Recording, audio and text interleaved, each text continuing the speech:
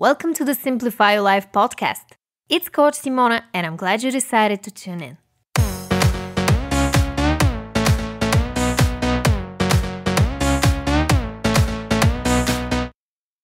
Hey everyone! In today's podcast episode, I'm going to share with you cognitive biases examples. And we'll specifically dive deeper into one of the most common cognitive distortions called emotional reasoning. If you're new here, welcome. I'm Simona, certified life coach and author of the book 111 Ways to Simplify Your Life. I make weekly podcast episodes on personal development, so if that's something that you're interested in, make sure to subscribe. Now, before we dive into emotional reasoning and some helpful examples when it comes to this cognitive distortion, I want to remind you that this is the 8th episode of my series on cognitive biases, and there will be 7 more to come in the upcoming months, so stay tuned for that. If you haven't listened to the previous 7 episodes, I will leave links to them in the description box below. I've also created a special YouTube playlist so you can listen to all of the episodes on cognitive biases by visiting youtube.com/Coach Simona. Now, before we explore the emotional reasoning bias in depth, let's clarify what a cognitive bias actually means. A cognitive bias is a systematic error in thinking that affects the decisions and judgments that you make. Another popular term that has the exact same meaning as cognitive biases is cognitive distortion.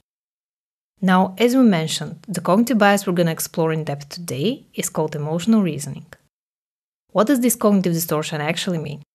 Emotional reasoning is all about using subjective emotions rather than objective evidence to form conclusions about yourself and the world.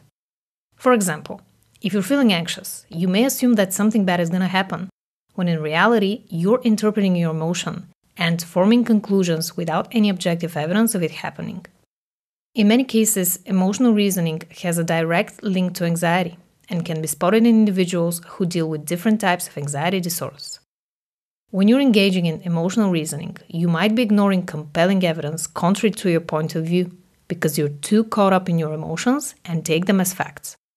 The easiest way to spot this cognitive bias is by remembering the following mantra: I feel it, so it must be true.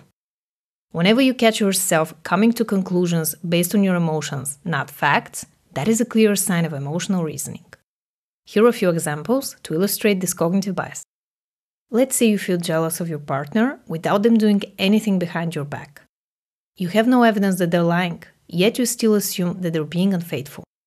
Just because you feel jealous doesn't mean that you're right. So this may be a sign of emotional reasoning. Here's another example of emotional reasoning. Let's say you're at the coffee shop with your friends and you feel incredibly guilty. So you start thinking that you've done something bad or wrong. In this situation, you're making assumptions again based on your emotions rather than evidence. Now let's go back to the first example and question its validity. You feel jealous in your relationship, so therefore your partner must be doing something behind your back, right? But does it mean that they are? No. There could be millions of reasons why you feel jealous. Maybe you don't spend enough time together, or they haven't been paying enough attention to you lately. Or perhaps you're not communicating and meeting your needs effectively.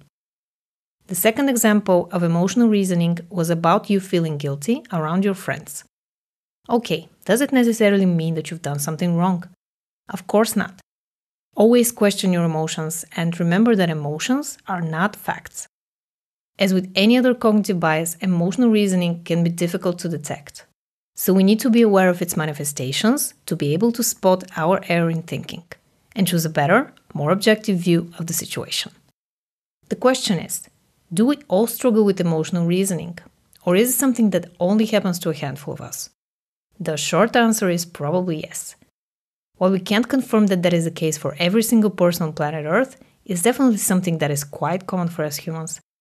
We all have cognitive biases and blind spots. So, although we may not struggle with the emotional reasoning cognitive distortion per se, we definitely have problems with other cognitive biases.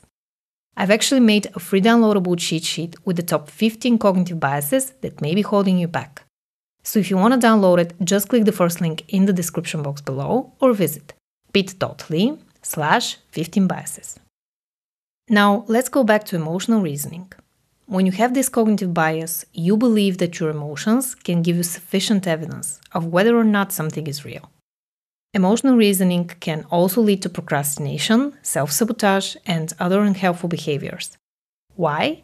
Because when we base our decisions solely on our emotional state, We don't really have the full picture, and sometimes may assume things that are clearly not based in reality.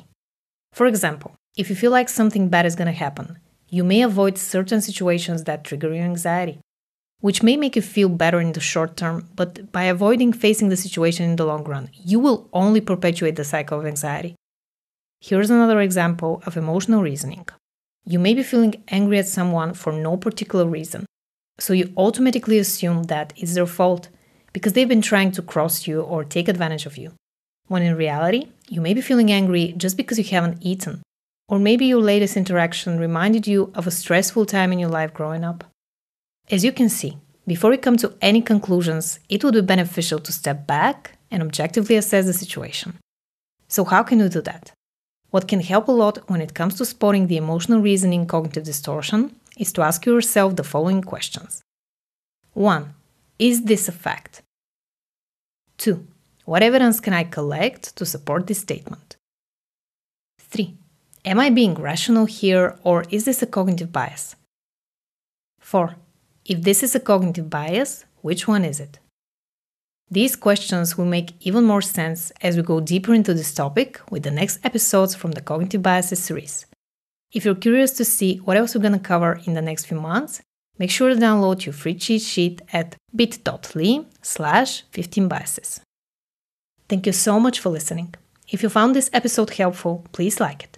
And subscribe to my channel if you don't want to miss out on my weekly podcast episodes. I'm sending you all my love, and I'll talk to you in the next one.